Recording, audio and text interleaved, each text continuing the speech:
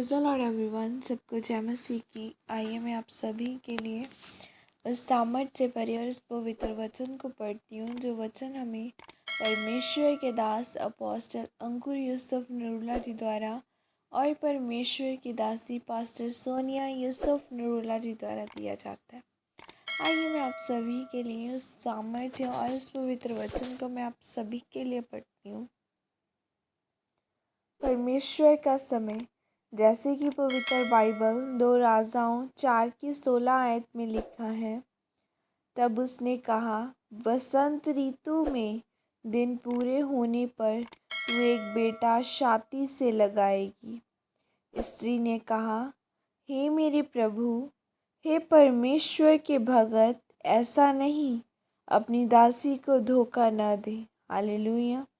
मेरे प्रियो, बाइबल में लिखा है कि जब अलीशा उस शुनेम वासी धनी औरत से मिला तब उस औरत ने अपने पति से कहा, हम परमेश्वर के दास के लिए एक कमरा बनाए। जब उन्होंने अलीशा के लिए एक कमरा बनाया था तो उस समय उस औरत के पास कोई बच्चा नहीं था। जब वो परमेश्वर के दास से मिली तो परमेश्वर के दास अलीशा ने बोला, अगले साल तू एक बेटा अपनी छाती से लगाएगी। और अलीशा के कहने के अनुसार उसका एक बेटा हुआ। लेकिन कुछ सालों के बाद उस लड़के के सर में दर्द हुआ और वह मर गया। क्या आप जानते हैं कि पहले उस औरत का बेटा क्यों नहीं हुआ? क्योंकि परमेश्वर ये जानता था कि अगर मैं इसे बच्चा दे दूंगा और शैतान उसे मार देगा, तो कोई भी ऐसा जन धरती पर नहीं है जो उसके बेटे को जीवित कर सके।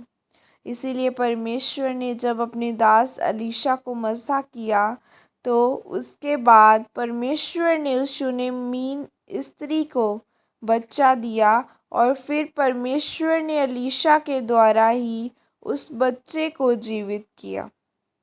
मेरे प्रियो, बाइबल में लिखा है, धरती का एक नियम है कि न तो परमेश्वर का आत्मा और न ही शैतान का आत्मा अकेला काम करता है। इन दोनों को इंसानों की ज़रूरत पड़ती है। जिस तरह परमेश्वर अपना काम करने के लिए मनुष्य को इस्तेमाल करता है, वैसे ही शैतान भी अपना काम करने के लिए मनुष्य को ही इस्तेमाल करता है। जब परमेश्वर ने उस औरत को बच्चा नहीं दिया तो वो परमेश्वर से पूछ सकती थी कि परमेश्वर, मेरा क्या कसूर है? मैं तो तुझसे प्रेम करने वाली औरत हूँ। लेकिन परमेश्वर चुप था।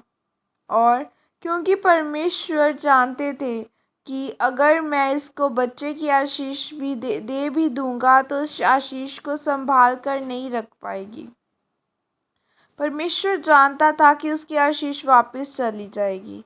इसीलिए जब अलीशा आया तो तब परमेश्वर ने कहा कि अब समय आ गया है और मैं उस औरत को बच्चा दूं, क्योंकि अब जब इसका बच्चा मरेगा तो अलीशा फिर से उसे जीवित कर देगा, क्योंकि अब इसे मिलेगा भी और सुरक्षित भी रहेगा। आमीन, हालेलुया। मेरे प्रियो, जिस तरह इस औरत ने परमेश्वर के दास की सेवा की, उसी तरह आज हमें भी ज़रूरत है कि हम भी परमेश्वर के दासों की सेवा करें। जब हम उस शुनेमवासी औरत के बारे में देखें तो उसके पास कोई बच्चा नहीं था, लेकिन फिर भी वह परमेश्वर के दास की सेवा करती थी और परमेश्वर के वचन को मानती थी। आज अगर लोगों को चर्च जाते जाते 1 साल हो गया और उनको कोई आशीष न मिले तो वह परमेश्वर के प्रति कुड़कुड़ाने लग जाते हैं और चर्च जाना छोड़ देते हैं। लेकिन आज मैं आपको एक बात बताना चाहता हूँ कि अगर परमेश्वर आपको हर आशीष तभी देगा जब आप उसको संभाल के रखने के योग्य बन जाएंगे। इसीलिए मेरे प्रियो, आपको अपनी हर आशीष को लेने के लिए सही समय का इंतज़ार करना है, ताकि जब परमेश्वर आपको आशीष दे तो वह आपके जीवन में सदा के लिए बनी रहे। आमीन।